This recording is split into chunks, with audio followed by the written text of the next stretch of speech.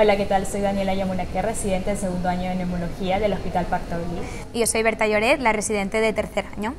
Y bueno, comentarles que los primeros 2 años lo que hacemos es rotar por fuera por diferentes especialidades como UCI, infecciosas, cardiología, que a la vez nos ayudan para formarnos. Y nada, recién voy 2 meses ya en planta de neumología y la verdad que tengo una muy buena experiencia. Los adjuntos son muy docentes, te ayudan bastante en la preparación y pues nada, los residentes externos también se llevan muy buena experiencia de servicio.